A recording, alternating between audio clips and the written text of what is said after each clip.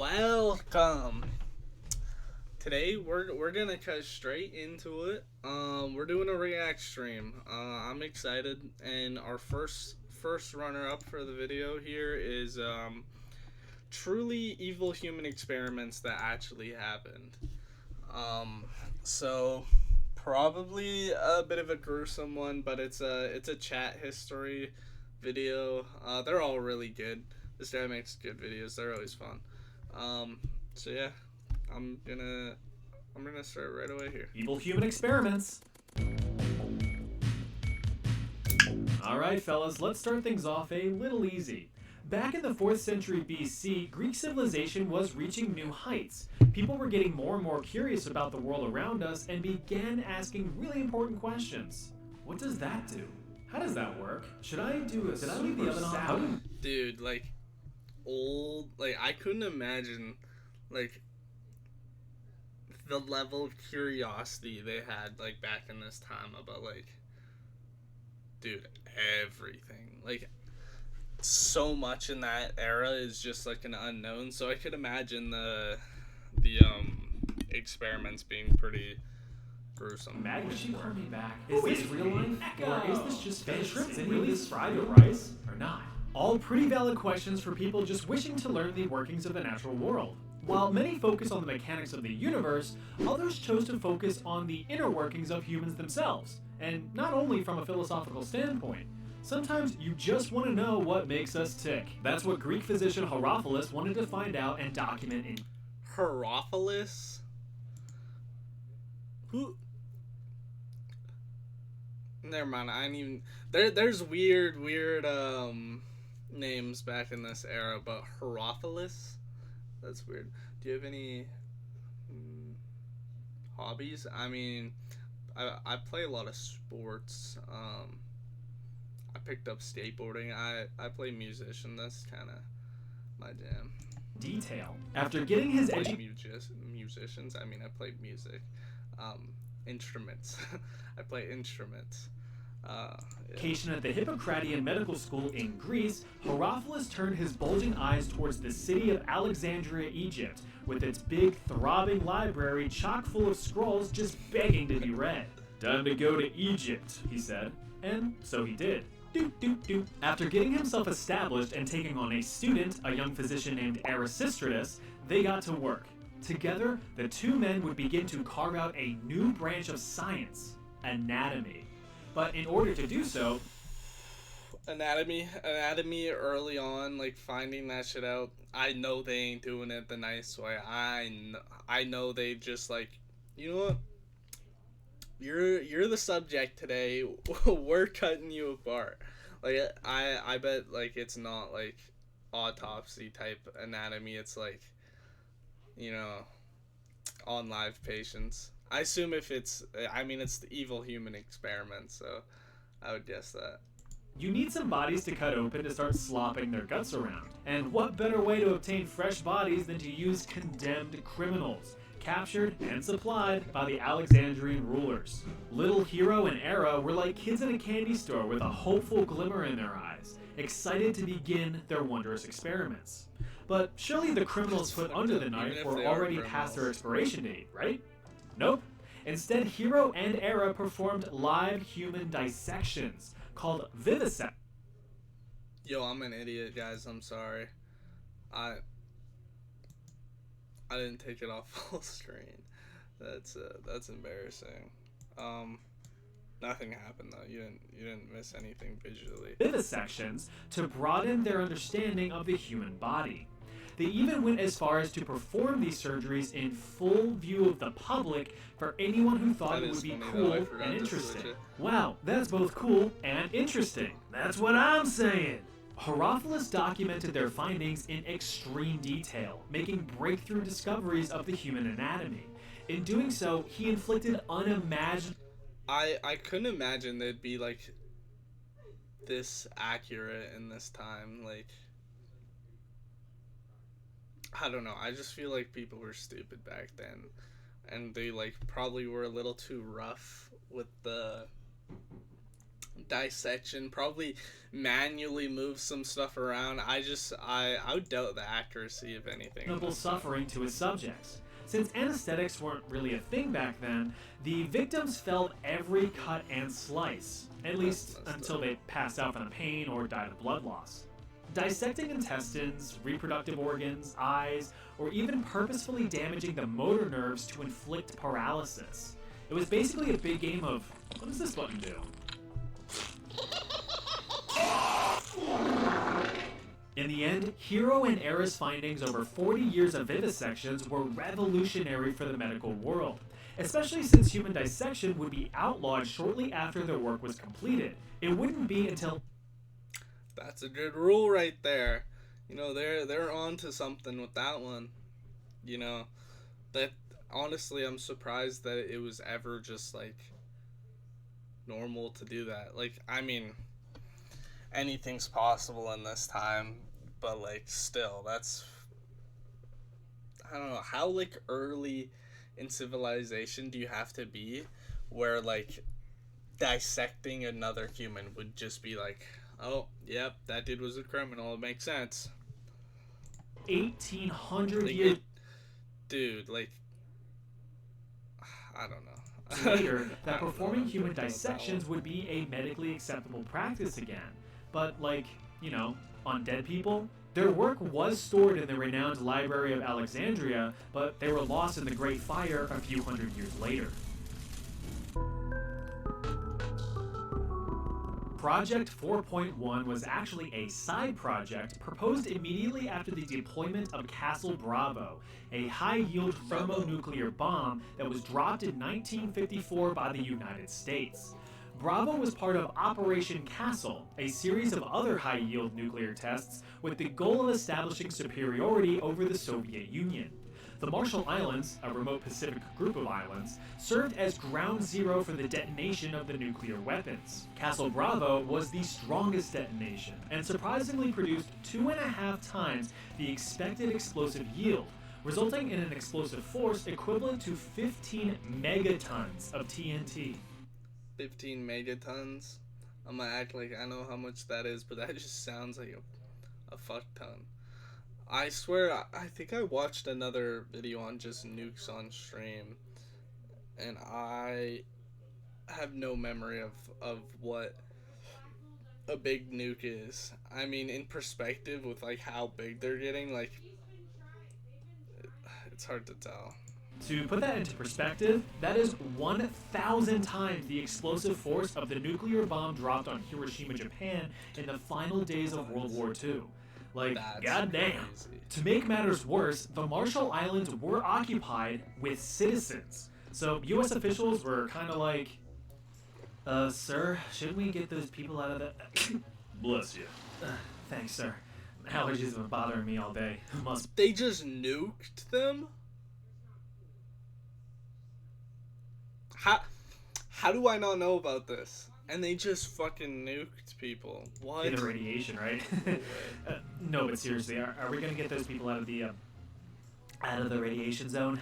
Yeah, you know, that was on my to-do list. Well, too late now, so let's just see how things turn out. Operation Castle was quickly amended with the addition of Project 4.1. This new section aimed to study the human response to significant radiation exposure. You know, as if tens of thousands of victims in Hiroshima and Nagasaki weren't evidence enough. Commander of the U.S. Naval Medical Corps, Eugene Cronkite, was in charge of the project and swore everyone involved to absolute secrecy because he thought the public wouldn't be too keen on the whole test nuclear radiation on non-consenting people thing. Yeah, shocker. Actual shocker, bro. Oh, shit. Overall, 239 Marshallese residents were exposed to significant levels of radiation and began showing signs of radiation poisoning a few days later. Symptoms included loss of hair and significant skin damage with weeping wounds, although the wounds did heal rather quickly. Immediate observations ceased after 75 days with the conclusion that no long-term effects were likely. but just out of curiosity, regular checkups were performed on the residents for years after. Just out of curiosity. Women saw increases in miscarriages and stillbirths, and newborns that survived experienced developmental difficulties, impaired growth, and a disproportionate development of thyroid cancer. In addition, about 1/3 of those exposed had developed significant tumors by 1974, 20 years after Operation Castle commenced. In the following years, Marshall Lee's representatives spoke out against the United States, with accusations that the scope of the experiment was premeditated and intentional, to which U.S. officials responded, "Nuh-uh." During the early years of the Soviet Union, it wouldn't be uncommon for political opponents to quickly fall ill with a strong case of the death at the hands of poison. In fact, it was quite an effective and discreet way to silence any and all opposition without causing too much of a stir. Well, besides the public reacting to mysterious deaths. And that is why we must rise up against them. Oh, look at that. They got another one. So how were the Soviets so good at developing successful poisons? Well, you've got to run preliminary trials on living subjects, of course. Yeah. So in 1921, a year before the Soviet Union officially formed, the Kamera was established. This was the Soviet Secret Service's poison laboratory. Here, new deadly poisons were developed and tested on human subjects. Those tested were prisoners from the gulags, various labor camps built around the country for anyone who even had a fleeting thought that was... Bro, in this time... It was rough to be a prisoner, bro. Like, compare it to, like, Swedish prisons or something, bro. Oh, my God. It is not the time to do crime. And approved by the Soviet Union. Carry on. The ultimate goal of the Kamera was to devise a poison that was not only lethal, but undetectable. It would be colorless, tasteless, odorless, and untraceable in an autopsy. Prisoners would be unknowingly administered various test poisons, which were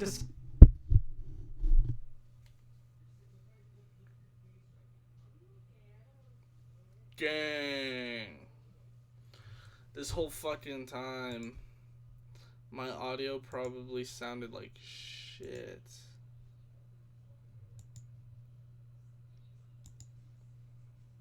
disguised as medication. For me, if it isn't an orange Flintstone vitamin, I don't trust it. The various poisons tested included ricin, which causes severe internal distress and suffering, cyanide, which can cause violent seizures and heart attacks, and curare, a potent muscle relaxant that makes you painfully choke to death. In the end, the tests were pretty successful. For the Soviet Union, not for the prisoners. Research led to innovative ways to discreetly dispatch a target, from deploying a cyanide mist to making an assassination look like a heart attack. Alright. I think we're gonna call this video quit here. It just ain't that good. Alright. On to the next video here. We got failed end of world predictions. It's a Papa Meat video. Can never complain about a Papa Meat video. They are all always great. Yeah, Papa Meat's awesome, but we're gonna get straight into it. Welcome back to the Papa Meat channel. How you doing? Coming in sundown because today we're gonna talk about end of the world predictions. Throughout time, there has always been the prevalent belief that we are living in the end times, right? We are always living in the end times, whether it's natural disasters, nationwide pandemics, or something based on religious scripture. It's always a looming fear that hangs upon many people's heads. People have predicted when the world will meet its end, even as far back as the first millennium. These predictions often resulted in a mass hysteria, with believers going to first millennium.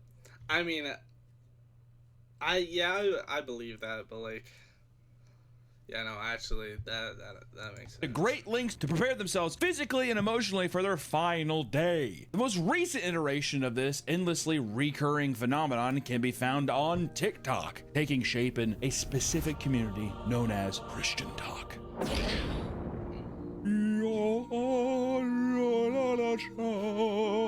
The only God, the white Christian God.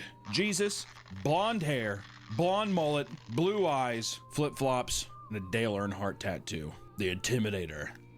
Recently, there has been a ton of Christians on TikTok freaking out about the rapture that was set to take place on September 23rd and 24th.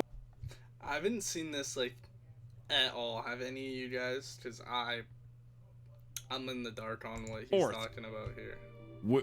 That was rapture talk grew as the movement spread and became more popular. Thousands of people were posting about how they fully believed that the end times were coming. Some were overjoyed, while others were stricken with intense grief. Oh God, we're gonna die. It's a bummer. This all began when South African pastor Joshua Mikela claimed to have a vision of Jesus telling him of his return to earth. According to Josh, he saw Jesus on a throne telling him, "I am coming soon.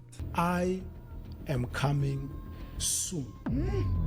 Jesus then told him dates of his arrival, which were 2 weeks out from his vision. A clip of an interview with Josh talking about his vision blew up and started the whole craze, but no one could have predicted the mass hysteria that would follow. It was pretty shocking, right? How do so many people just bite on to like what this one random ass person is saying? Like, no idea who this guy is. Never heard of him before. He can't be that important of a figure in Christianity.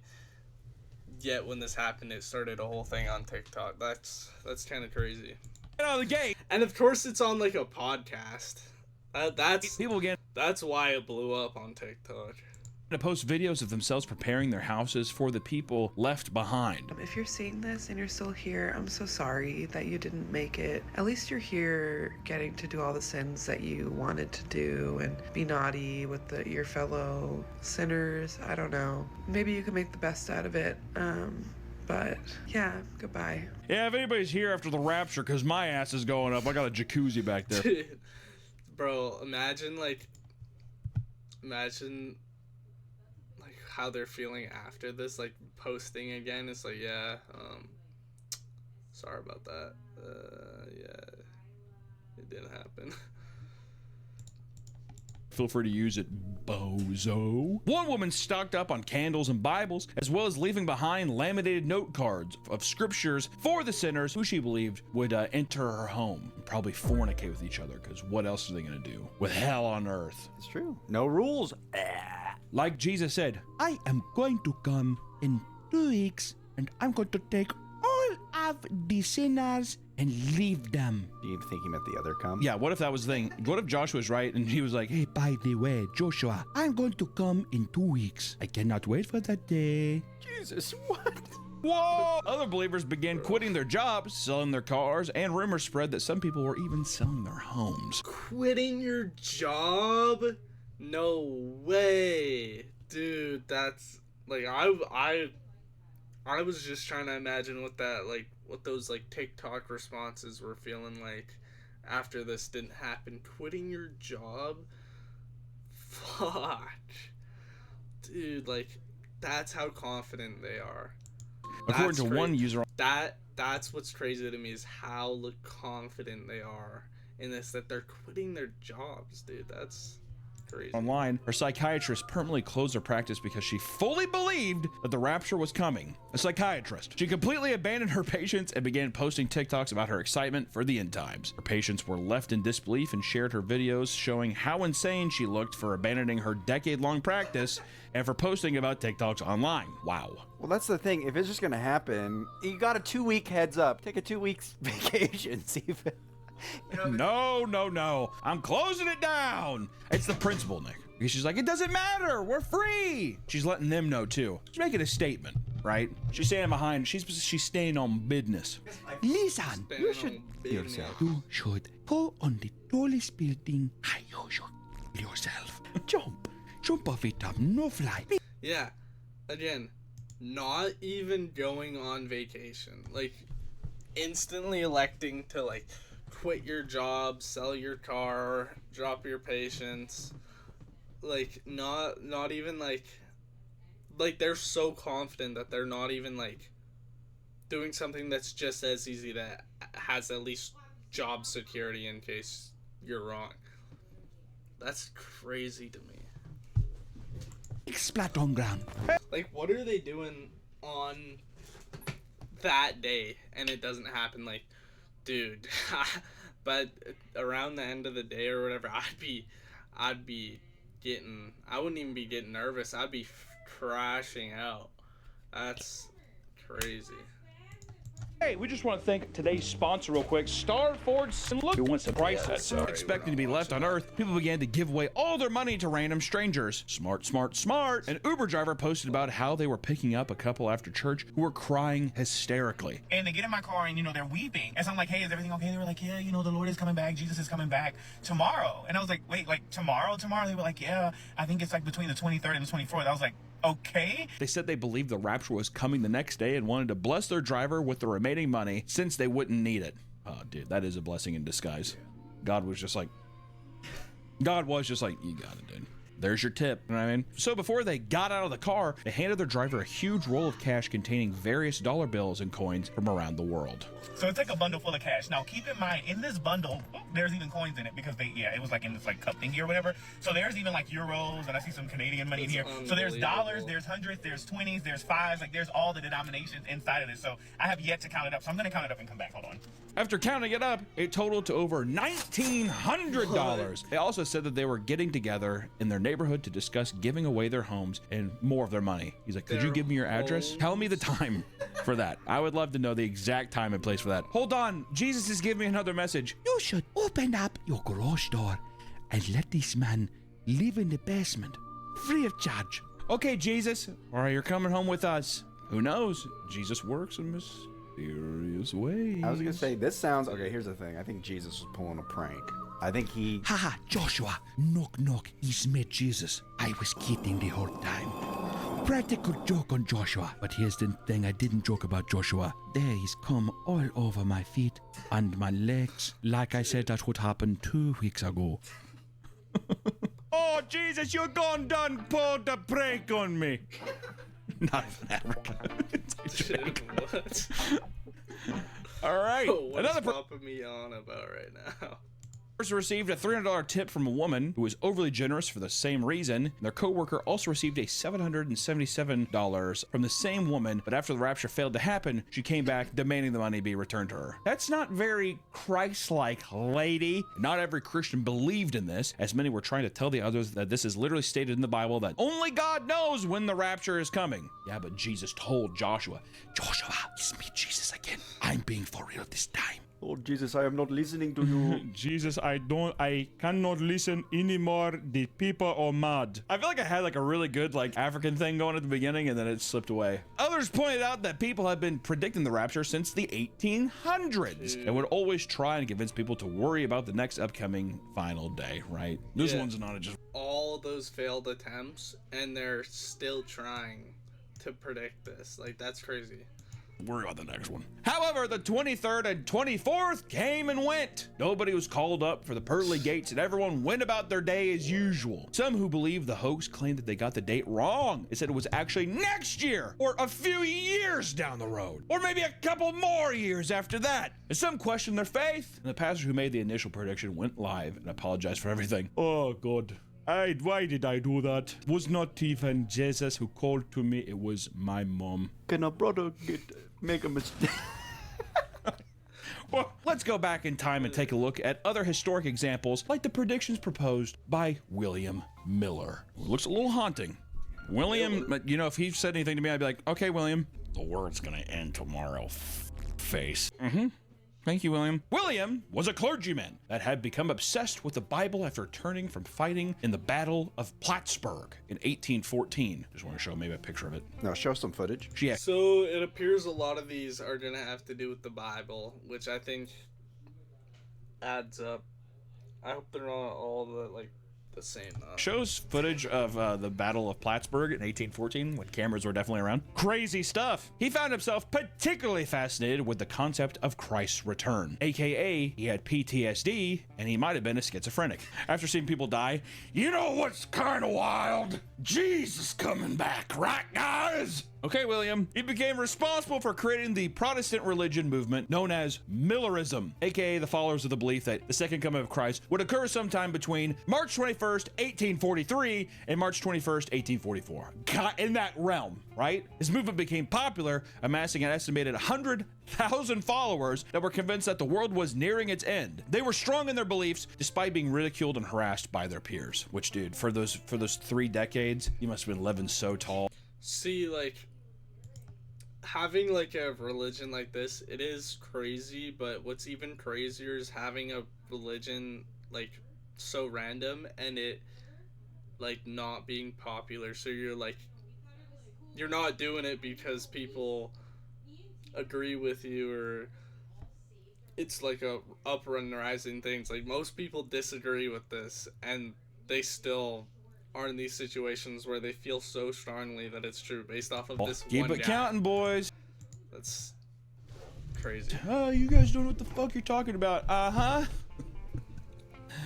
Yeah.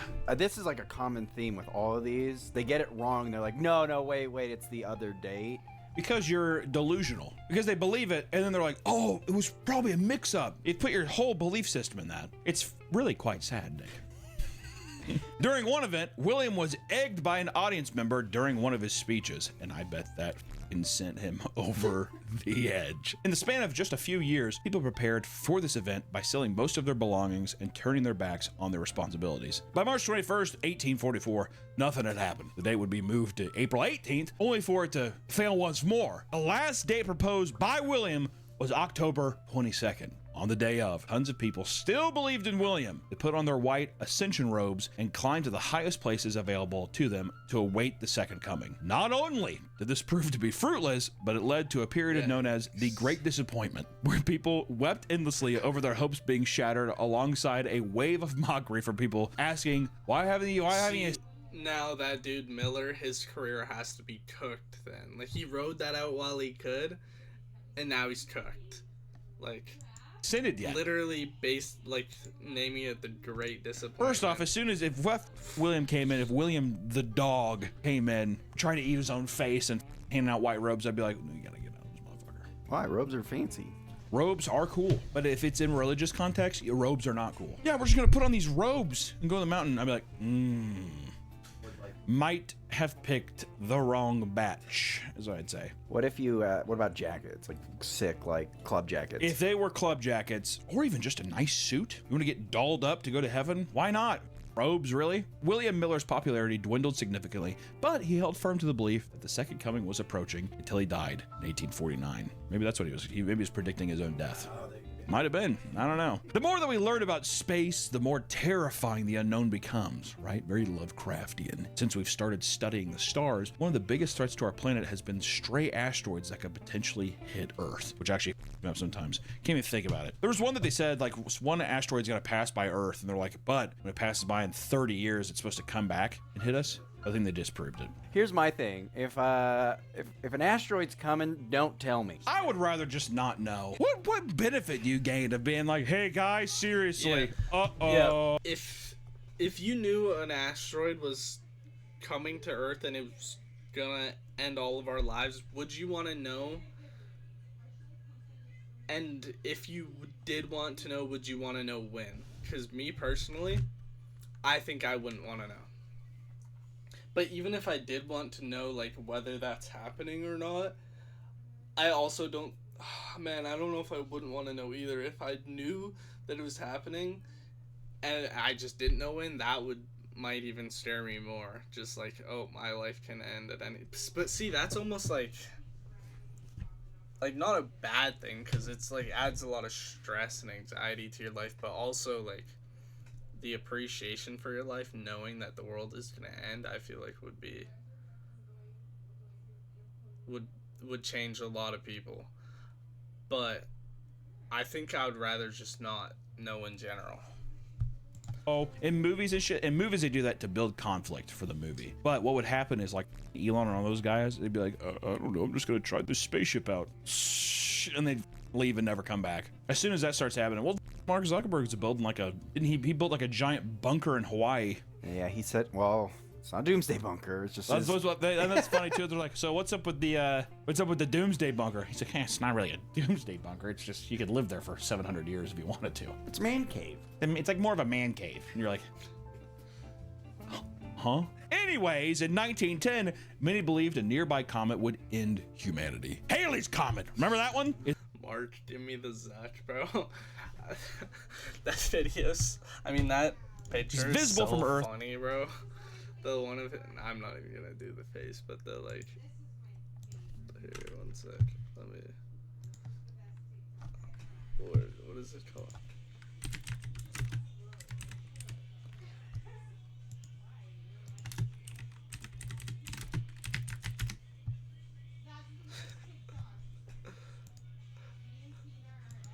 Bro, oh shit, what did I just click on?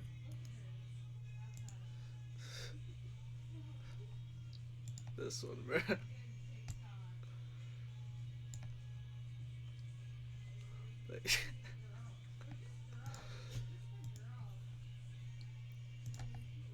Alright, let's get back into the video. Every 72 to 80 years and has been spotted by humans dating back since 240 BC, which is crazy. I mean, go somewhere else. Hello. Scientists had predicted that 1910 would be the next time it passes Earth and observed the comet flying by using a spectrograph. This new technology allowed astronomers to view the chemical composition of the comet, and to their horror, they discovered its tail that was made of cyanogen gas, which is extremely toxic. Oh, shit. After publishing the report, a French reporter put out an article discussing their findings, but also included a line saying the gas from the comet could, quote, impregnate the atmosphere and possibly snuff out all life on the planet. That's a weird way to say it. Bit of creative liberty in the title there, buddy. People began to freak out over the headline, believing that their death was imminent. Before the comet could pass, companies began to sell comet pills, which claimed to fight off the effects of the toxic gas. Insurance companies offered policies of people's belongings in case they were destroyed. Farmers around the globe refused to plant crops, believing that there was no point since everyone would be dead. No more corn. I'm done with corn. Others locked themselves inside their homes, while others fled to the caves and sealed themselves deep underground, which I'm pretty sure is partially some of the inspiration for Fallout. Oh. There you go. After the comet passed and nothing happened, people were shocked to still be alive, and they moved on with the rest of their lives. I wonder what's happened with the guy who took comet pills. Well, Greg, we took those, you like look over to him, he's like having a seizure. He's on Halley's Comet right now. Yeah.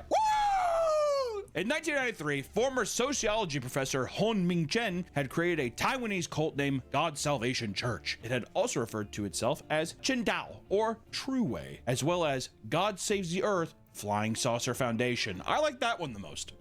God Saves the Earth Flying Saucer Foundation. It was a belief system that was a mix of various religions and other Western cult-like beliefs, like the acceptance of alien intervention, right? You see a lot of that with Heaven's Gate. Kind of became a big thing in the 70s and kind of evolved over time. He claimed that the second coming of Christ would occur in 1999, with God revealing himself from a spaceship disguised as clouds that would take his followers up to heaven. That'd be sick. He claimed that he could talk to the gods and receive their wisdom through golden balls that he could see traveling across the sky. Of course, salvation was not free. It was reported that Chen charged $60,000 to join Chen Tao and another $30,000 to board their spaceship. He's like, you keep it under 100.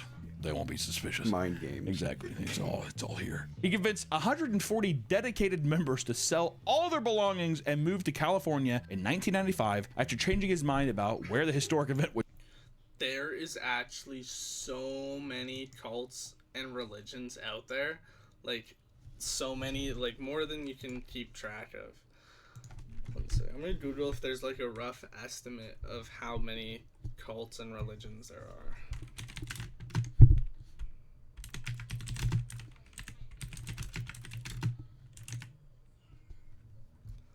Okay, let's see. There are approximately 4,200 religions worldwide. The term cult is often used subjective. Okay. Between 4,200 and 10,000. Dude, that's crazy.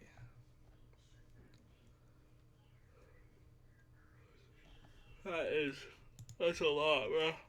Would take place. This changed after followers witnessed the numbers 007 written in the clouds, which was interpreted as a sign that they must relocate their headquarters elsewhere. AKA, there was probably a 007 convention happening around. They're like, oh, Colorado, we gotta go. Despite the fact that this was actually just a marketing stunt to advertise the 1997 James Bond movie, Tomorrow Never Dies. They slowly relocated to Garland, Texas. Apparently, this is because Chin thought saying Garland really fast sounded like Godland. From what Master Chin says, Garland sounds like Godland, and apparently thousands of years ago, God was here and they were told to return here. Garland. What's that sound like? Can I do that accent, or is that a problem? So you speaking in an accent or having a speech impediment, making it sound like that, is your reasonale. All right. Chin had guaranteed on his own life that God would make his appearance in Texas, of all places. Not a bad bet. Bro. You're in good company in Texas saying that kind of shit. Where would God go first? Everyone's like, probably fucking Texas. Probably fucking Texas, all right? In total, they purchased around 30 houses on Ridgedale Avenue, soon handing out flyers to its other inhabitants on bicycles in order to thank them for tolerating their activity in the neighborhood as well as their magnanimous acceptance. Trying to win people over. He's like, more money. Garland, we kind of weird. See a ball in sky. Garland, what's that sound like to you? Like, what? Garland, what's it sound like? Rhetorical. Don't talk. I talk you don't talk back.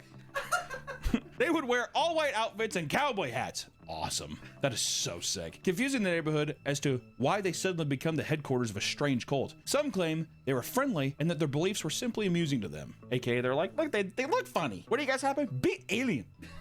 You don't talk to them. We cowboy now. Right, oh, okay, you are funny as man. That is awesome. They claim that on the 20- how do you even take them seriously, bro? They come to Texas with that shit. Like, I mean, I don't think anyone would be mad about it. Like, it's not like a harmful cult or anything. It's just weird. 5th, just days before, God would show himself on Channel 18 across every television set in the country, taking on Chin's exact appearance. It's 5 minutes after 12 right now, and Hunmin Chin's not on there yet. And according to his own philosophy and preachings that we've heard, he's a phony. He knew he had an interview coming. I don't know. From there, God would then help people survive a nuclear apocalypse that would occur in 1999. It would bring people to a specific rendezvous point on the shores of Lake Michigan, where flying saucers would take them to heaven after potentially stopping briefly on planet Mars, of course. And people in the neighborhood feared that the group would end up committing a suicide because, you know, Heaven's Gate. March 31st rolled around and still nothing happened. Chin approached a crowd of reporters and stated that he must have misinterpreted God's message. He stated that his remaining followers would once again relocate to New York. A large majority of them gave up on Chin too entirely and began the process of moving back to Taiwan. He told everyone that he would punish himself by giving everyone religion/cult is so unserious, bro.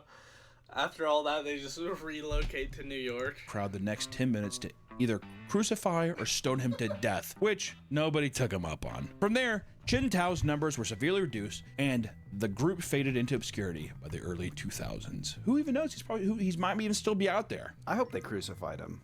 What if one guy's like, I will? He's like, wait, 1 second. The ball just like fucking gets stoned. End of the world predictions have only become more common with the advancement of technology, and it wasn't too long ago that people thought computers were going to end the world. There still exists a general state of either denial, complacency, or even apathy. Yeah, but we are getting to a pretty crazy place with AI right now. Like, it's getting kind of, I mean, not end of the world kind of stuff, but it's getting kind of freaky. About both the reality and the potential effects of Y2K. The year is 1999, and a lot of people are getting ready to celebrate the new millennium. However, not everyone's excited. A large group of people fully believe that the world was going to end as soon as the ball dropped because the world's computers would fail. 8 to 10% of the population were fairly confident that this was going to be an apocalypse. It was believed that the planes would crash, nuclear reactors would melt down, and systems controlling rockets would fail and be launched at random. All of this delirium stemmed from a simple misunderstanding of computers' code. Up until this point, computers' dates had worked from 00 00 to 99. But people believe that when the computer switched to 00, it would actually go back to 1900 and cause computer systems to fail. Oh God, run! To prepare for this upcoming event, people withdrew their cash, believing that electronic banking would fall apart and destroy them financially. Businesses like Best Buy and Radio Shack warned people to turn off their computers so they wouldn't be messed with the time switch. And others built bunkers and stocked up supplies. On New Year's Day, all the computers switched over and there were minor crashes. Various ATMs were temporarily down and stoplights occasionally stopped working and random databases went down. No major computer system failed. It all seemed to be normal. Out of all the craziness, nobody died. Though a 104-year-old woman was invited to join a preschool because the system believed she was 4. Isn't that cute? That's awesome. If you're watching this, chances are the most memorable end of the world prediction from your lifetime is the 2012 phenomenon. For people that don't remember this, or if you're too young or whatever, let me just tell you, when I was a kid, the 2012 thing, people were actually afraid of 2012. They were really afraid.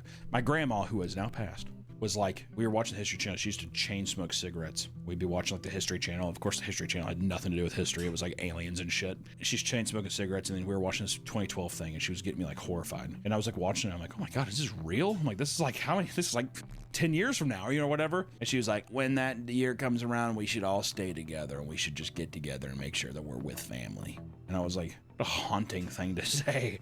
It's like so cryptic, but everything's there. Like, you were gonna die and we should be together. It fucked me up, dude. Was it the Nostradamus? No, it was like, it's been so long, I can't remember. But all I know is just like the Mayan calendars ending. Which also, even as a kid though, she's like, what the fuck do they know?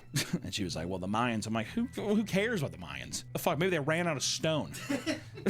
You know what I mean? I mean, how far were they just like, it'll pretty much be done by then. The idea that the world would face a cataclysmic event in 2012 didn't emerge out of nowhere. In fact, people claim that it was predicted thousands of years ago during the ancient Mayan civilization. A device called the long count calendar was used to measure time. It had a very long cycle that counted years in large chunks. In short, a new grand cycle was said to occur after every 13 Baktuns. Each Baktun consisted of 394.26 years. And it was just so happens that the 13th one lands on December 21st, 2012. Instead of treating it similarly to the exciting beginning of a new millennium, people convinced themselves that a terrifying world-ending event would occur at the time. So much so that they even made a movie about it with John Cusack. Really dumb. Not a good movie. He's in a limo and he whatever. Theories are ranged from disastrous fires, flooding, aliens invasions, and planetary... That CGI looks horrible.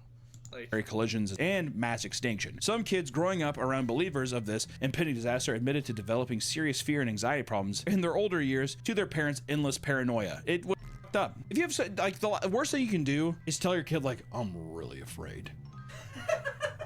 Because as a kid you're like, what? And they're like, you're fine. Yeah, dude, as a kid your parents not knowing what's going on has to be the scariest thing ever. Because, when you don't understand something as a kid, most kids understand that that's normal. They're like, oh, yeah, I'm probably not supposed to understand. But when your parents don't, that's scary. I'm afraid. Custom high-end doomsday bunkers saw a 700% rise during this time, as ultra-wealthy people wanted to play it safe and ensure the safety of their friends and family. Some preppers, like Tim Ralston in Arizona, would often perform doomsday dress rehearsals with the two children to make sure they were ready for the worst come December 21st. Another couple, Kathy and Bruce from New England, decided to stockpile bees instead of weapons. According to them, honey would become a valuable bartering tool in the coming apocalypse. I love that dude. That's a badass. Over in China, Liu Xingzhe decided to go a much different route, spending his entire life savings of $160,000 to build a 70-foot by 50-foot ark-like vessel to protect himself. He feared flooding the most and believed taking his homes to the seas would be the best option. Liu offered to let other people take refuge in alongside him. My boy Liu's selfless. He's a good man. In the end, the day came and went without anything significant occurring. Here we are. I like to think that every time these doomsday predictions that they actually happen. You gotta be almost upset. Even though it's a bad thing, it's good that it didn't happen. These people have to be somewhat upset that this didn't happen. In an alternate universe, or the universe that keeps going on. I bet a lot of those doomsday preppers with those nice ass bunkers and stuff, they have to be low-key wanting the apocalypse to happen, because then they're better off than so many like people. To think that? Yeah, On TikTok, a woman opened up about how she and her husband had been talking with the Sumerian demon since July of 2013. Me and my husband have essentially been talking to something on a Ouija board that goes by the name of Seven, who has been telling us that the world is going to end May 27th, 2025. TikTok rules, dude. She claims that one day the couple got bored and began to use a Ouija board, and out of nowhere, it began to talk to them in reverse binary. In the moment, we have no idea what this means. We Googled it later. This is again July 2013. And it turns out it's binary, but it's backwards binary. So in this way, it meant nothing, but when we reversed the numbers, it meant hello. Since that day, they began regularly communicating with the demon. Goddamn, they became friends with him. Yeah, I know. Yo, Rockschmaw, you there? Yo, Rockschmaw's funny as dude. The demon had told them that they are the third group he has contacted. And the first two died during the first atomic bomb dropped in World War II. And the others was when JFK was assassinated. So the demon contacted JFK. Eventually, it revealed that the world would end on May 27th, 2025, and repeatedly told them to climb the mountain or return to the mountain in Sumerian. She said that they revealed this secret to close friends and strangers once they were drunk. We have shared this with people. They either kind of wave it off, they're like, oh, that's cool, or they pretend, they say they're interested, but then they never really follow up. Another person claims to have a recurring dream every 7 to 8 years, where people... That's probably what I would do. I'd be like, oh, wow, that's crazy. That's cool that you know that, and look at them weird.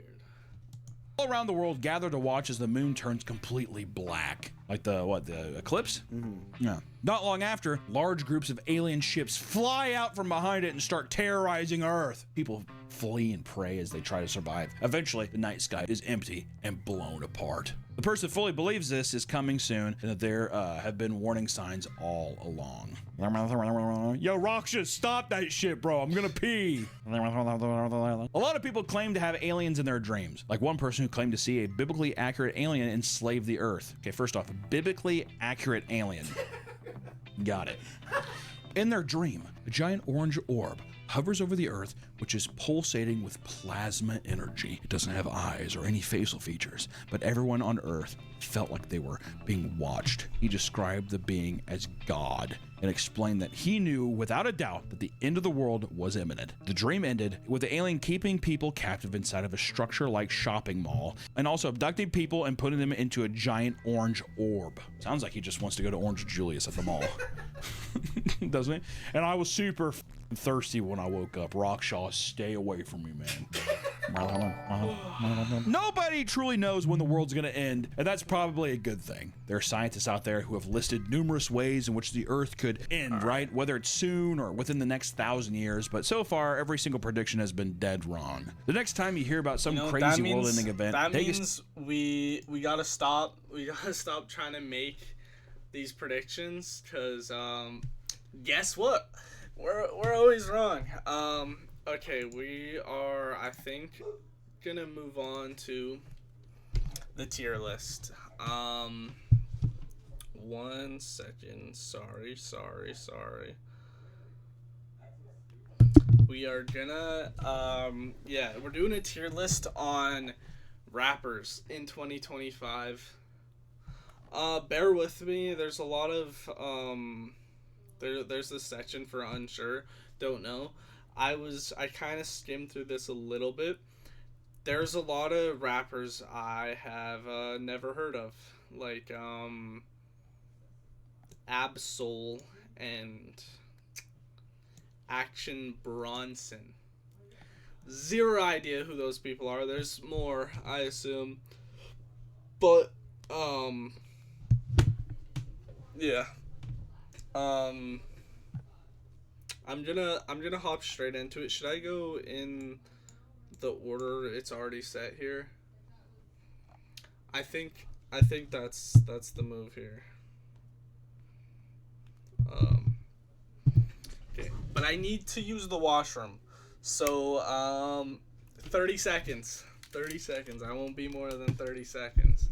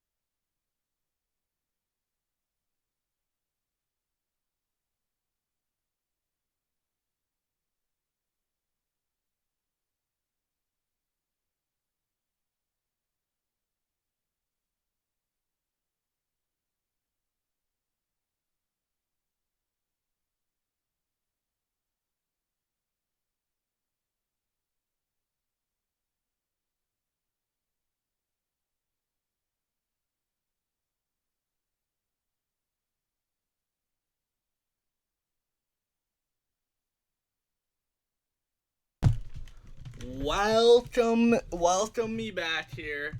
All right. Okay, I'm just gonna get this ready for. Okay. Before we break into the tier list, I got something ready for stream today. It's a Labubu.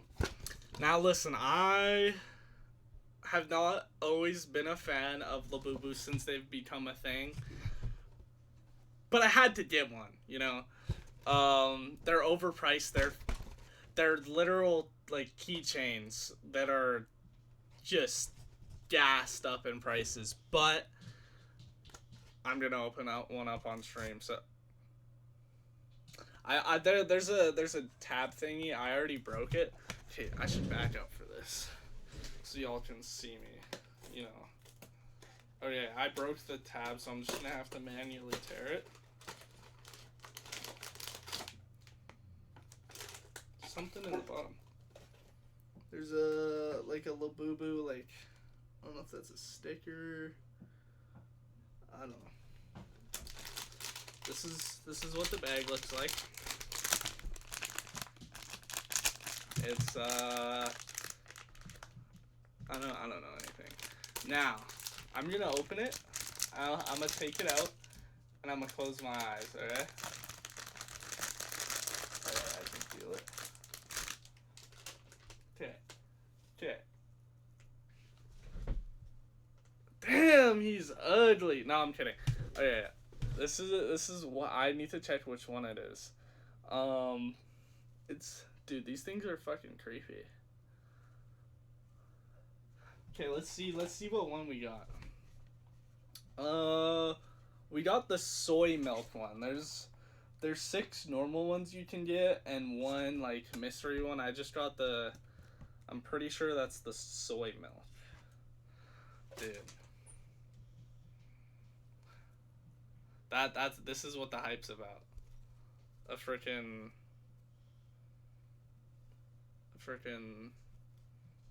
doll. Yo, it's kind of creepy. I don't like its face. Okay. We're gonna just leave it in the back for the rest of the stream. It'll be our number 1 viewer. Okay, yeah, that thing. Was that worth the hype? I don't think so. I really didn't want to get the first one. I mean, the odds of getting the secret Labubu, I wonder how much that one costs. Like, if someone's like already opened it, like looking for the secret one or something. I wonder how much that one costs. I mean, ideally, what are they colored? Actually, I think the soy milk is the coolest one. Other than maybe that one, the sea salt coconut. Oh, I need to sneeze.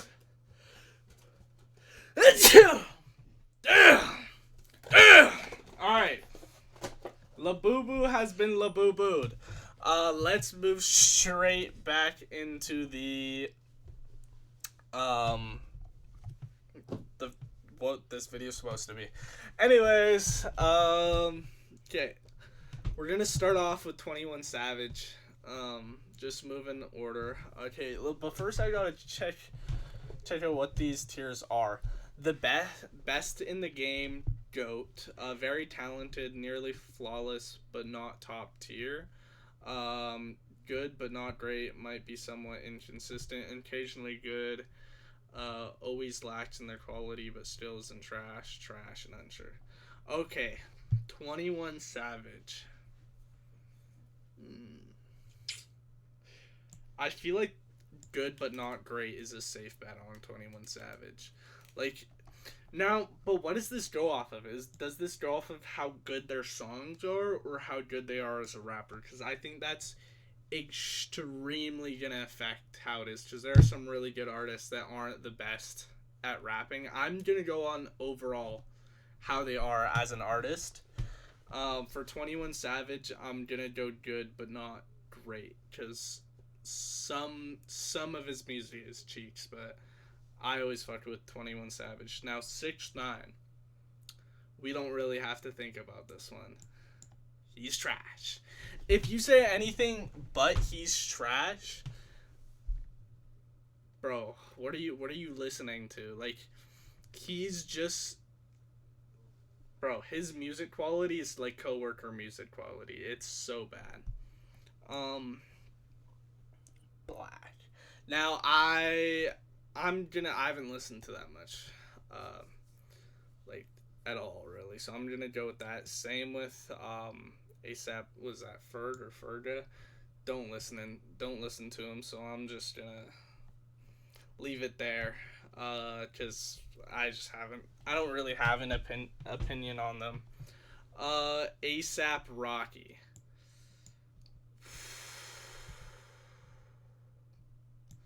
Occasionally good. ASAP Rocky has never impressed me before. But some of ASAP Rocky's music it's like chill, you know? It's chill. Absol, I don't have an opinion on him. I'm not gonna lie on that one either. 2 Chainz. I'm gonna be almost always lax in quality. No. I'm gonna go occasionally good. 50 Cent. I feel like this one's obvious. Very talented. 50 Cent. Great rapper. Has so much to show for it. Yeah, I feel like I'm pretty confident in that one. A Boogie with the Hoodie. Now, I feel like you either really like a Boogie, or you can't stand it. And I'm one of the people that really like it. I think A Boogie with the Hoodie is really good. But I don't know if I put him in nearly flawless, because I'm gonna have to go with I'd say he's on the same level as 21 Savage, in my opinion. I have no idea who this guy is. Like, actually no idea. I'm gonna search it up. What was his name? And Chef. Dude, I've never seen this guy in my life. His shit looks ass, I'm not gonna lie. Same with that guy. I'm gonna have to go with almost lax, or always. Holy shit, I can't talk. Not great. Who is that? Anderson .Paak. No opinion. Bad Baby. Trash! Actually, so trash. I'm not saying a couple of her songs aren't like a vibe, but they're not good. They're like meme songs. Same with 6ix9ine. Like, none of either of their songs can be taken seriously. Big KRIT. I don't have an opinion. A lot of these rappers I just have not listened to. Big Sean. Big Sean is gonna have to. His music is not usually good. Like, there are some Big Sean bangers, but they're very far and few between, in my opinion. Not necessarily like untalented at all, but the bangers are very far and few between. No opinion. Blueface. Now, I'm not speaking on Blueface as a person. Especially when I was younger, I loved a lot of his music. Now I think it's alright. It's like, it's not that good though. It's not as good as it was back when I was in like early high school. So occasionally good. I mean, I feel like it's just better when you're younger. I don't know what made me like him when I was younger, but okay. Don't know. Cardi B. Ooh. I feel like this is a big one, because I feel like a lot of people, again, are on either side of the scale, and they hate Cardi B or they like Cardi B. And I feel like I'm not on that scale. I feel like I am defying that regular occurrence, and I kind of like Cardi B, but I don't love Cardi B.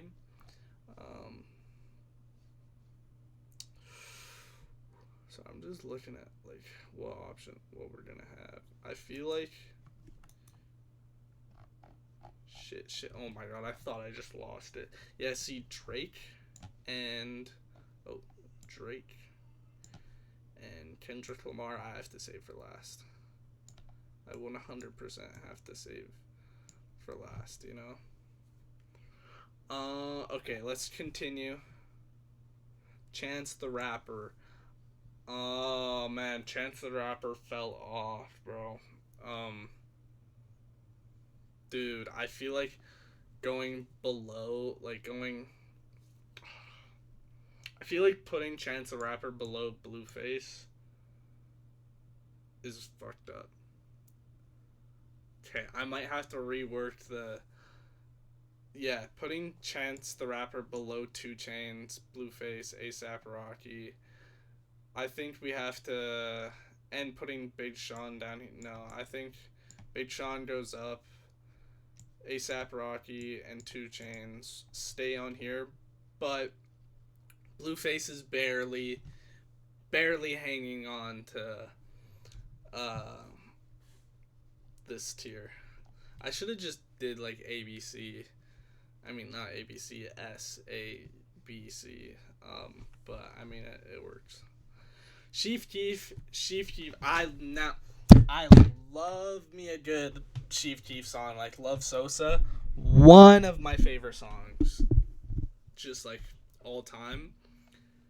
But overall, is Chief Keef like a great rapper? I don't think so. I think he also goes on the same level as like the occasionally good, but not consistently. I'm gonna try to have these in order from the highest end being out and lowest being here. So I feel like this is my accurate opinion. Yeah, just like this. I think that's perfect. Childish Gambino. Childish Gambino, honestly, one of the most talented people out there. Not just in music, in general, with everything he's accomplished. It's pretty crazy. I'm gonna have to put him. I'm leaning towards the bottom of this last tier or occasionally good. I'm gonna go with the bottom of this tier. I think that's fair. He is really talented. I wouldn't say I listen to Childish Gambino a lot, but I recognize talent where talent is, and he's really good. Comethazine, trash. I'm sorry, but that's like, I'm not 14 years old anymore. Is that Cupcake or Cupquake, bro? Holy shit. Oh, hell no. I don't know who that is, but I can confidently say they're probably trash. Jesus. DaBaby. Oh my god. I wonder if I still... Oh shit, I almost messed up my mic. I used to be obsessed with DaBaby when I was younger. Oh my god. And I, at one point, changed all of my apps to that picture of DaBaby, and all of my I still have it saved on my phone. I don't use it, but it's there here. Just for proof, I had all my apps as DaBaby, and I named them all like the clock, the message, the phone, the TikTok, all this like stuff, and I had like my background as DaBaby, and I took it as far as I changed all of my contacts to Duh and whatever their name was, and to this day I still have my contacts like that, like even my mom. Still, a lot of people I changed back, but so it's safe to say I got a special place for DaBaby here. I'm gonna have to put him, but for actually how good he is as a rapper, I'm gonna have to go occasionally good, but not consistent. Even though I used to love him, like for a while, it was like all I listened to. There's a few rappers on this list, that I've probably went through phases of like almost solely listening to them. I know there's definitely one more that I'm not gonna say that I have went through that phase with. Anyways, let's move on. I feel like that's a good placement. I'd put below Cardi B, above Chance the Rapper. I think that's better. Danny Brown, don't have an opinion. Denzel Curry, man. Okay. I love Denzel Curry, and I love him right now. I'm listening to a lot of Denzel Curry right now. Very good rapper. Has done a lot of different song styles and done well with so many of them. So I feel like just the variety also brings up his quality in music by a ton. I feel like anything lower than that, I feel like putting him with a Boogie and 21 Savage is just not right. So I'm pretty confident in that rating right there. Whoever this is and whoever this is and who the fuck are these people? Eminem. Now, are we talking Eminem now or Eminem back in his prime? Because Eminem now is it's a hard watch, or I should say hard listen, because that shit's ass. I'm gonna go Eminem in his prime. I'm not gonna lie, I'm not a big Eminem fan. Great for a white rapper, but I don't think he's one of the best rappers of all time. But I have to put respect where respect is due. He's going at the bottom of this too. No, he's going at the top of good but not great. Because his music now is fucking horrible, bro. Fucking horrible. Is that Famous Dex? No idea. Future. Ooh, Future. I like Future. Again, I don't know if he's not like one of the best rappers, but you know, he's a safe play. I feel like if you're anywhere, he's a safe play. And oh shit, I lost Future, guys. Where the fuck Future at? Oh, there he is. Blueface is, I think I'm gonna have to lower Blueface. I'm sorry. I don't want to be that guy. Like, I used to like his music, but he's just not cutting it. But he's occasionally good, but like I don't really listen to him when I'm alone, if I'm being honest. Okay, G-Eazy, trash. Sorry. G Herbo. I don't know if I want to say trash, but yeah, let's go there. All right. Gucci Mane, he's not that good. He's above G Herbo, a little below 2 Chainz. I think that's fair. Gunna is gonna have to go below Future.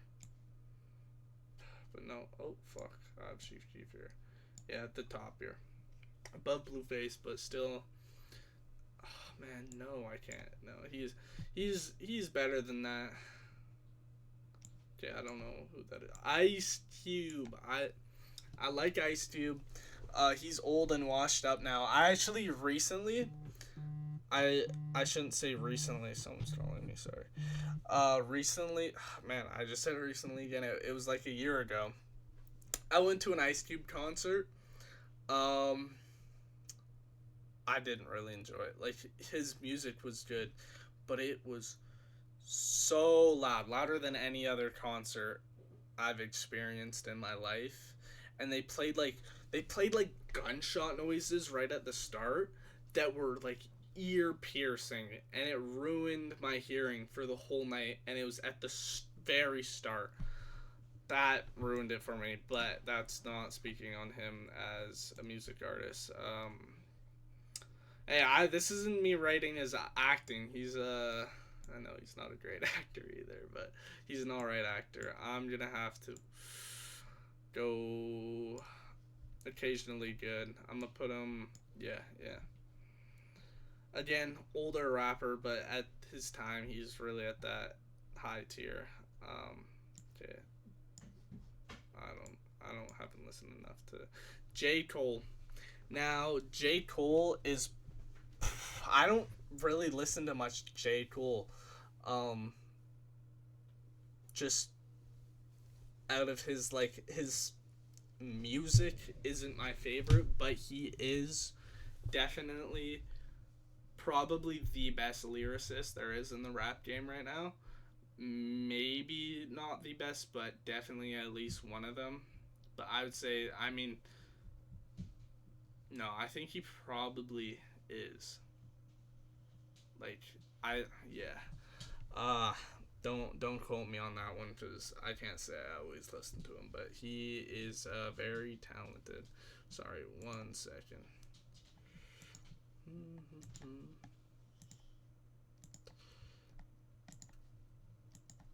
Alright, so, but where that puts him, I think it goes in this tier. Right?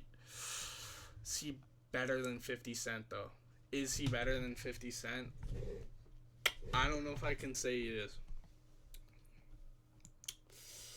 I'm gonna have to do no, I'm sorry. I have to put him below. I think he's honestly in.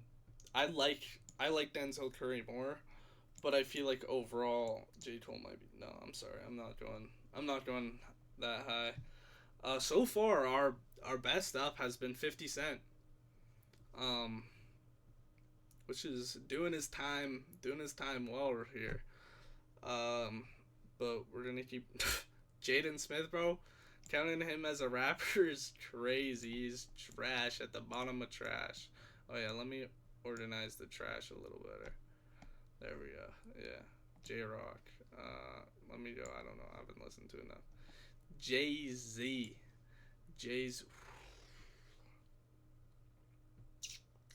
Yeah, he's thrown up there. He's good. He's always been good. Always been good. I feel like he's never been great, but he's always been good.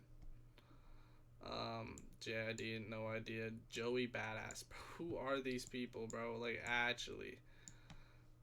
Like, all of you people in this list, bro, who are you? Like, some of them I, like, kind of know, but not enough to rate them. Like, I've listened to, like, 2 of their songs.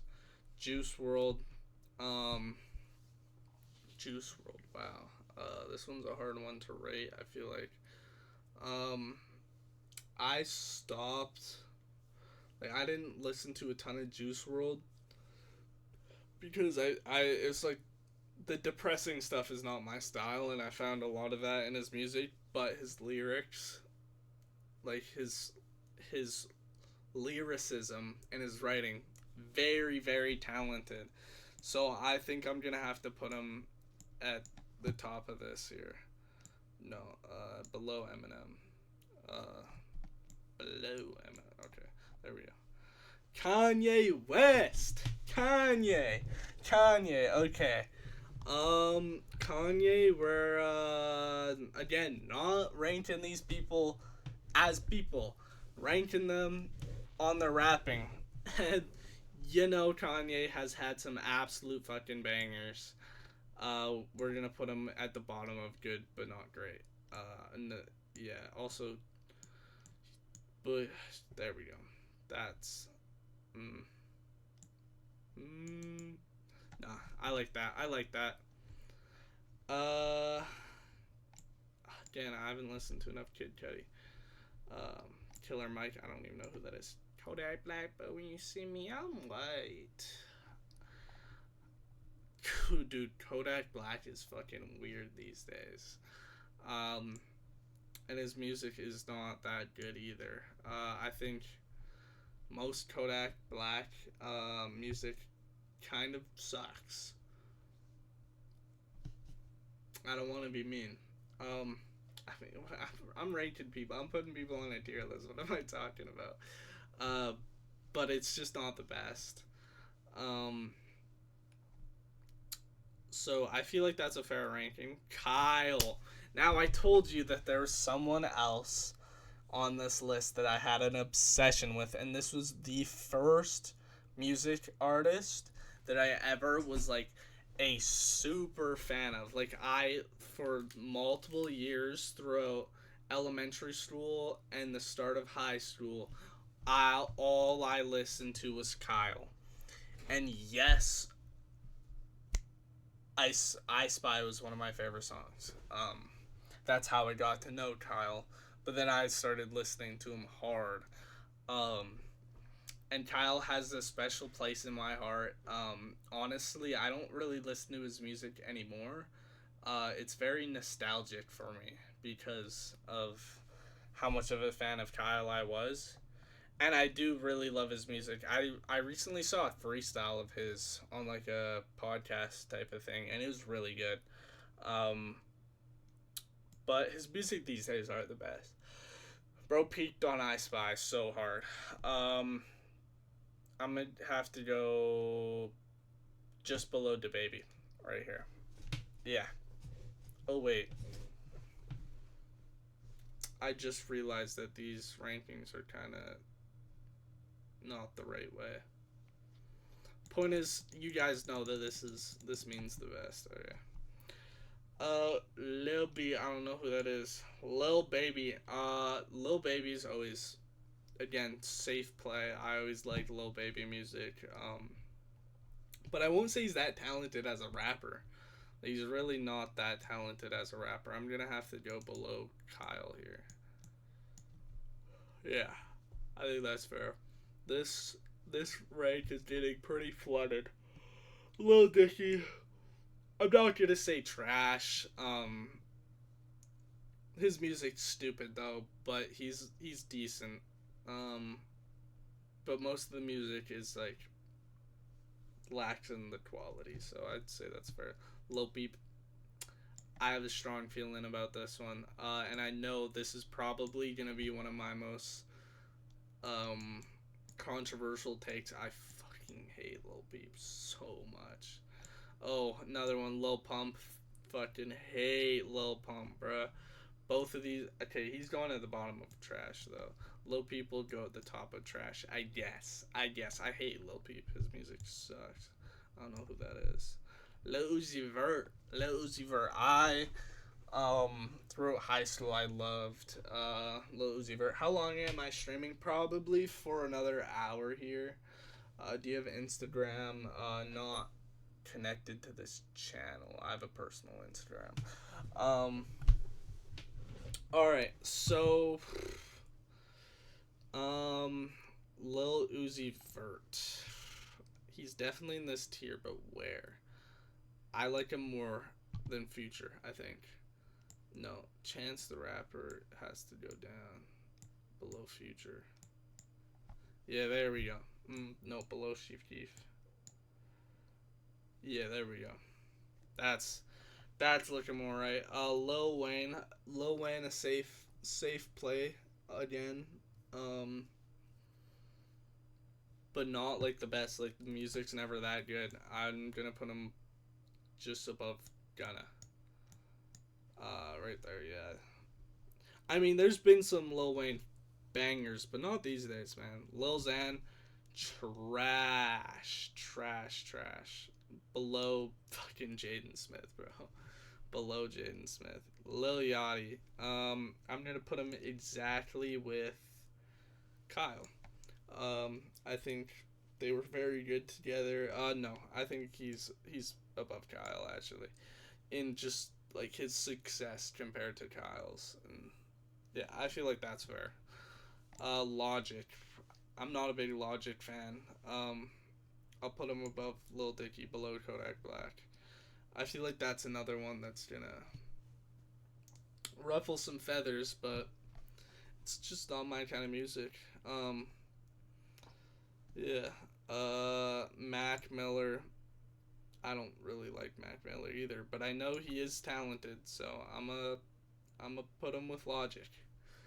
They're both people that I never ever like their music. Like, I just don't like it, but I'm not and I find it personally trash. Logic and Mac Miller both find them personally trash, but I understand that they do have talent, so they're not entirely trash to me.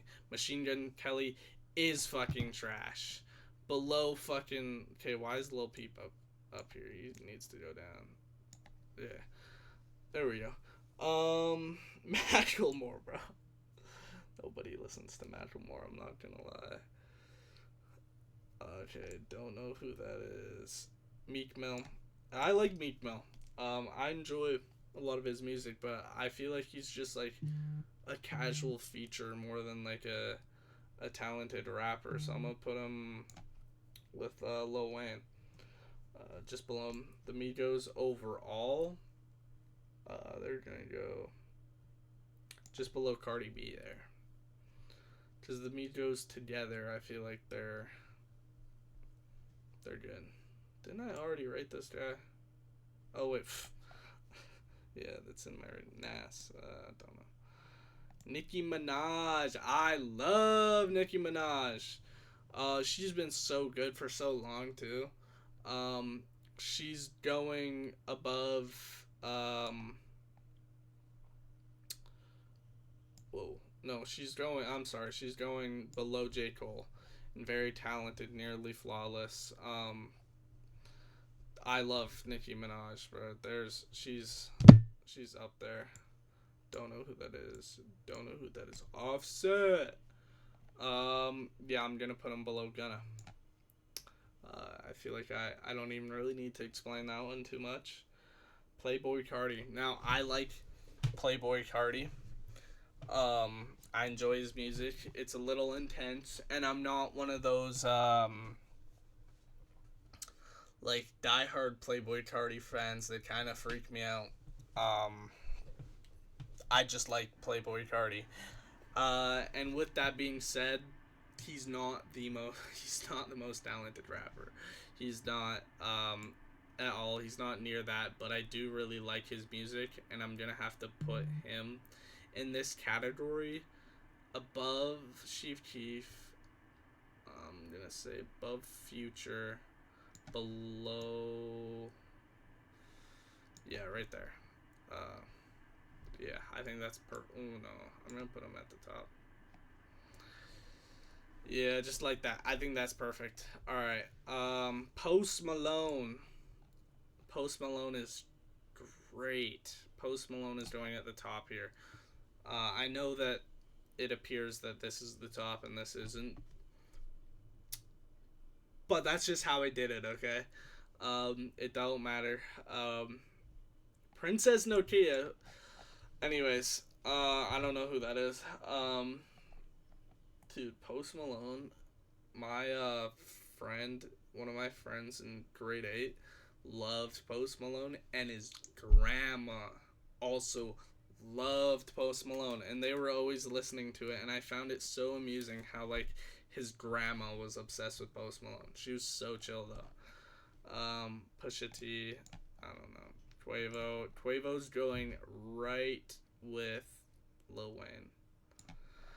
Okay, don't know who that is.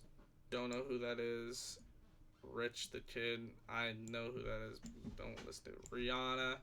Rihanna, I wouldn't call her a rapper, but okay. She's gonna have to go right here. Right here with above Kanye West, above Boogie, below Childish Gambino, 21. Yeah, okay, that's perfect spot for me. Don't know.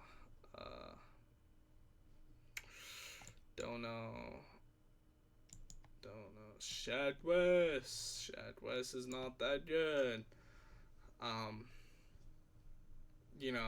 Club music, but not that good. Ski Mask the Slump God, gonna have to put him above Shaq West. Kodak Black is joining the top of this list though. Okay. Okay, we got some bangers coming up at the end. Okay, bro, who's this? Snoop D-O double G. Snoop Dogg, I feel like, can I put him above Jay-Z though? No. Especially not these days, bro. And Cardi B has to go on the top here. I don't know what I was thinking putting. No, below Jay-Z. I think that's fair. Okay. Sway Lee. I know Sway Lee, but I can't really rate them. Here. T-Pain again. Don't listen to enough to rate them because I don't think they're trash, but I don't know where in comparison I can put them. Takeoff going, yeah, right here. Okay, Take A. Bro, Take A. I mean, I didn't dislike Take A's music. I like Take A's music. Okay, why did these go up here? But, with that being said, we ain't getting any more Take A music, so I don't know if he was gonna get better as a rapper, but he was alright, and he was always kind of just alright, and I'm gonna put him below Ski Mask the Slum God. T Grizzly, don't know. Tory Lanez, safe bet putting him just below Kodak Black as well, but in this not great category. Travis Scott. A lot of super fans of Travis Scott, and I won't say I'm one of them. Again, his talent is not that good, but his music is very good. Very good. So I think that's fair. Occasionally good. Just below at the bottom of that list though, Trippie Redd, trash. I do not like Trippie Redd at all. Like, at all. I know a lot of people do, but it's just not my shit. Ty Dolla $ign. Yeah, I'm gonna have to put him at the top of this list. Tyga at the bottom of this list. I mean, I'm kind of speeding through these ones because I'm excited to get to this one. Tyler, the Creator. Big fan of Tyler, the Creator. It's also a safe play. Really like his music style and just like how much variety there is to his music. I'm gonna put him above Nicki Minaj. Man, I might have to change this up a bit. Nah. Now, my favorite rapper is not on this list. I should say that. My favorite rapper is Sleepy Hollow. Very underrated, so I understand why he's not on this list. But I should say that. Man, do I change this at all though? I feel like this is not. Is this reserved for one person? Because I feel like it's not. I feel like this is fair. Yeah. I don't know why I put these two below 50 Cent. I don't know. Okay, who the hell is that? Vince Staples, can't really rate him. Well, can't really rate him. Wiz Khalifa, again, not the best. XXX. I feel like this is another controversial one for me. He's not that good. He's really not that good. Okay, he's better than most of these people. Okay, yeah. Yeah, let's put him with Travis Scott. Really just like, again, that depressing genre that I don't like that you see with like Lil Peep and stuff, but he's a lot more talented than Lil Peep, so not a genre I like at all in any way, but he is talented. Bro, Neymar, bro. Oh wait, who's that? No, is that who I'm oh yeah, okay. Again, not great in this low tier. I can't even tell who that is. Melly. Ah, man, I love Melly. He's locked up, though. We ain't gonna get any music from him. Big fan of his music, but I won't say he's, like, the most talented or anything. He's gonna go above Meek Mill. I think above Quavo, actually. I think that's fair. Yeah. I think I'm gonna have to move up. Yeah, Post Malone, Playboy Cardi. Yeah. And maybe even move up Childish Gambino. Yeah, like that. 21. No, I can't. Not my style of music. I can't move it up that high. And then, boom. Okay. Young Thug. Free Young Thug. Free Gunna. Young Thug is not gonna make it quite up to this tier. He's gonna have to stay in the no, he does. This tier's so flooded though, it's kind of fucked. And NBA Youngboy, bro, I like NBA Youngboy, but I feel like he's not that talented either. So he also, I feel like, just falls into this category.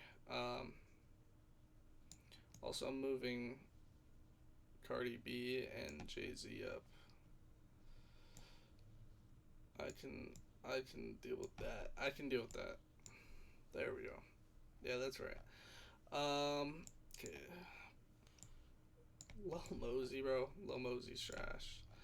Now, I like Lil Nas X.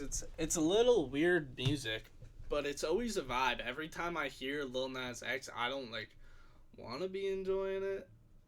No, that sounds kind of homophobic. Oh my god. I don't really like his antics sometimes. Nothing to do with him being gay though. It's just a little much for me. Especially like getting into kind of weird legal trouble. But again, this isn't based off of how I think of him as a person. He has good style though. I will say that. But his music, I will say, is occasionally good, but inconsistent, and I'm gonna put him above Young Thug. Yeah, I think this is fair right here. MC Ride, Megan Thee Stallion. Megan Thee Stallion is gonna have to. I'm not a big fan of Megan Thee Stallion. Not trash, but her music is just not that good. Oh, we're missing some good people here, like Roddy Ricch. I think we're just gonna skip to the. Let's go. Let's see. Yeah, we're just gonna skip all these, man. They suck. Let's just skip to what matters here. All right, we're getting to Kendrick and Drake. I feel like this might be my most controversial take. And I'm going to start with Drake. Drake is, over time, been consistently just at the top of the game. Now, listen, I'm not saying he's the best writer. I'm not saying he's the best at rapping, but his music is always fucking good. It always sounds good. His voice is always good. And his lyrics may not be the best in the game, but they're always consistent and pretty good. And just, music is about enjoying listening to it. And I always enjoy a Drake song. So, without further ado, I am going to rate Kendrick Lamar. And I don't mean to ruffle some feathers when I do this. But I'm putting him in very talented, nearly flawless, but not top tier. I understand success-wise he is at the top of the game, but I have a reason for this. Okay? My reason is very simple, and it's his voice. It's his voice. I can't handle Kendrick Lamar's voice. Now, he's super good at rapping. He's so good with his lyrics. But I struggle to listen to his music because I can't handle his voice. I wish he was a writer for another rapper and actually worked on producing music without rapping it, because I just can't handle Kendrick Lamar's voice. And that's why I can't have him personally, because this is my personal opinion. This isn't like what I think they are on a chart or anything compared to like likability. This is how I feel about them, and I just can't put him very high because I can't really listen to him because his voice fucking sucks in my opinion. So this is my finalized tier list. Also, I'm gonna put Drake at the top. He's not my favorite artist, but my favorite artist isn't on here. So with the best in the game being Denzel Curry, Tyler the Creator, and Drake, and I feel like that's a valid top 3 on this list. If they had Sleepy Hollow, Denzel Curry wouldn't make the cut. It would go Sleepy Hollow, Drake, Tyler the Creator. But you know, he's underrated. He's not on these lists quite yet, even though somehow all of these motherfuckers that who be listening to this shit, like Princess Nokia, nobody's listening to that shit, but it's somehow on here.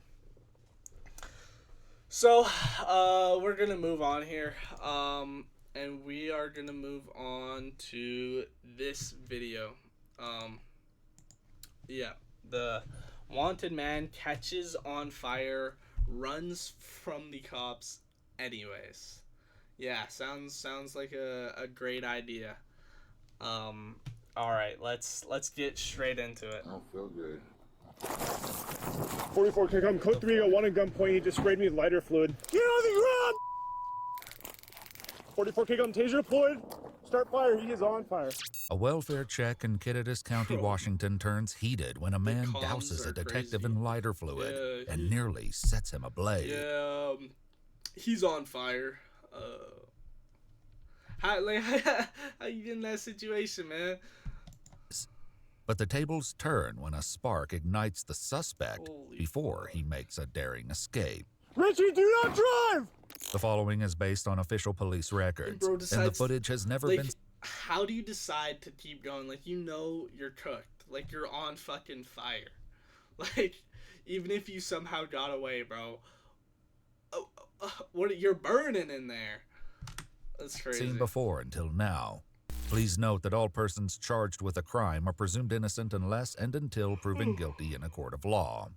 On August 24th, 2025, while on uniform patrol, Detective Hoffman with the Kittitas Sheriff's Department comes across a car parked near the Yakima River Canyon. Hello.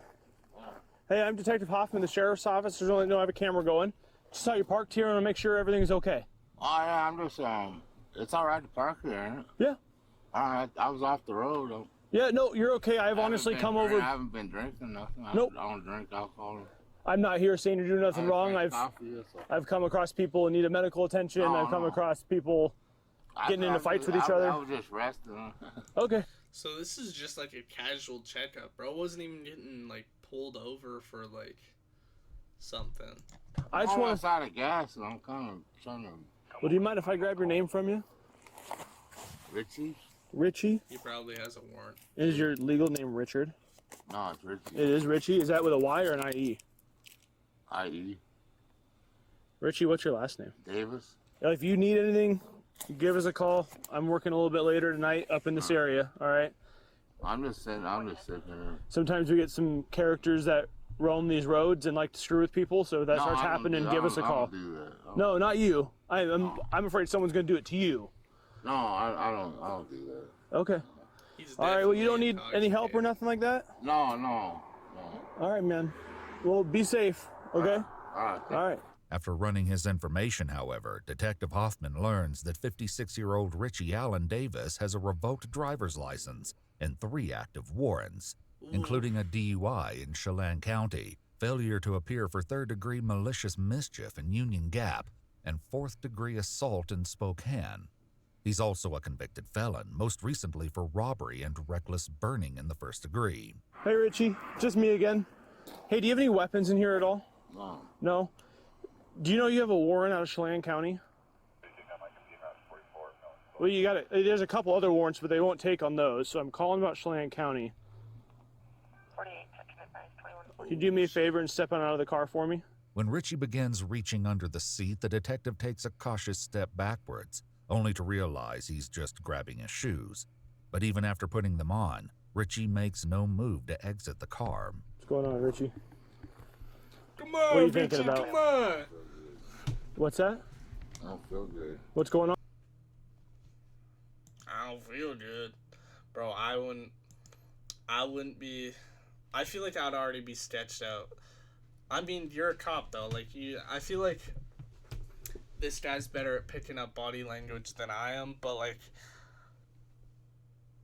I don't know, anyone that has a warrant and they're not instantly, like, okay, arrest me, yeah, sorry.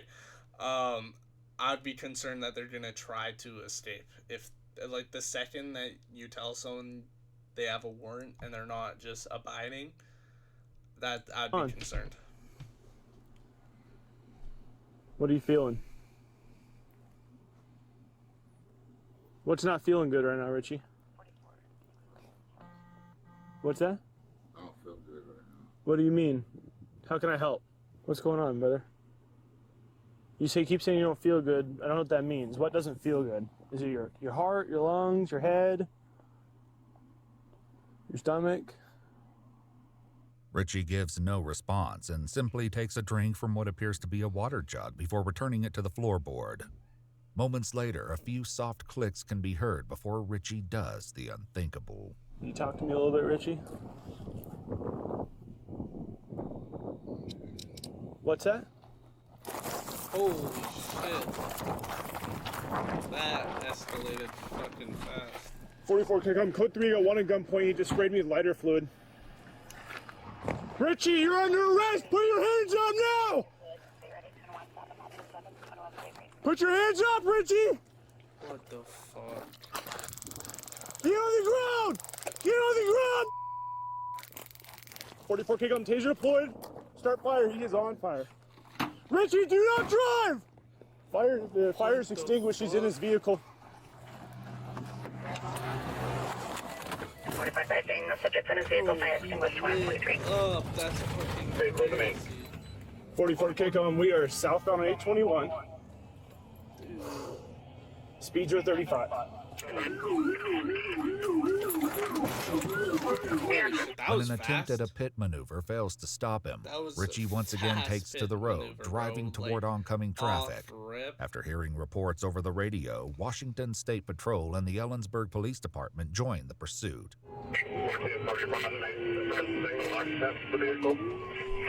Correct, single. Bro, pursuing at night must be scary, dude. Like, I don't know. I don't fuck with driving fast at all. At night, but like pursuing someone at night, like, no known weapons. I feel like that's a lot of accidents have to occur from Correct, except lighter fluid. Just before he was tased, Detective Hoffman claims Richie hurled a flaming object in his direction, and he believed Richie was attempting to kill him. The two responding agencies rapidly deploy tire deflation devices to stop the fleeing van before anyone gets hurt. Remember, guys, if we do end up on an arrest team, probably no tasers. Yes.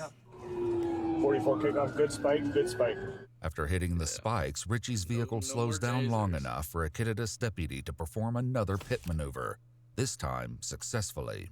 Detective Hoffman emerges, taking lethal cover. Let me see some hands! Show me your hands! Hands up! I got a rifle. I got this side. Hey, someone else take it. I'm too amped up. Okay, let's just step back. I got a rifle. Hands up, driver! Hands up! Exit the vehicle! Do it now! Hands up above your head! If you make any... Do people just say that? Yeah, no. Like, I'm gonna kill this guy, you take it. Like, I mean, actually, I'd understand, like, if your adrenaline's too high, taking someone that, like, you're confident, like, yeah, I guess I wouldn't want to have a gun drawn on someone.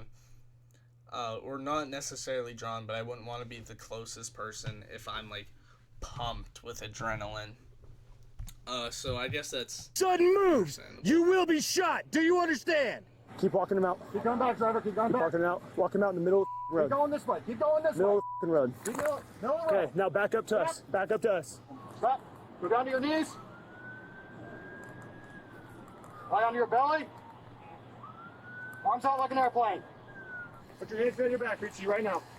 Like, what was this guy thinking? Like, how? We're gonna have 8 check him out. He like, literally caught fire. Okay. Like, people that do like attempt to flee, like motorcycles, different thing. So not including that, because I know a lot of people on motorcycles do get away, but most people that just flee are not just getting away. And so many people attempt it like in the worst of circumstances. Like, this dude was on fire and he still was trying to get away. It amazes me. It baffles me. You roll 8. No, let's transport him to aid. It's not en route. 44 kick him. Again, we have aid meet us at the mouth of the canyon, and we'll transport him out for evaluation. Chief complaint would be taser, hit, combustion. We'll handle the transport to get him checked out. Probably have to go get him medical, Probably still have to go which is fine. Yeah. And then we'll handle the corrections aspect. So, elude, assault Revoked free. 1, elude, assault 3. Okay. Schwann's not taking on the warrant, but he didn't assault me because he's under arrest. I just told him. Deputies later discovered a water bottle in Richie's van filled with what smelled like gasoline, stuffed with paper towels, with one positioned upright like a fuse. In a press release from the Kittitas County Sheriff's Office Facebook page, they shared that 56-year-old Richie Allen Davis and Detective Hoffman emerged from the incident uninjured. It also states that Richie was booked on his warrants and on recommended charges of felony eluding and attempted murder. According to multiple news reports, he's currently being held on a $1 million bail, and the case is ongoing. If you'd like to see select new videos early and help us keep uncovering case files that rarely come to light, you'll find extra footage and unseen details on our Patreon. Channel memberships here on YouTube. Yeah, explore with us, body cam. Check them out if you like body cam footage. That they always got like all the best stuff, like ASAP. It's always to them first, so check them out if you enjoy that kind of stuff. How are we looking for time? Alright. I think we are gonna call it here for today. But that was a fun stream. We'll probably get to this next video, next stream here. But thanks for tuning in, everyone. It was a fun stream.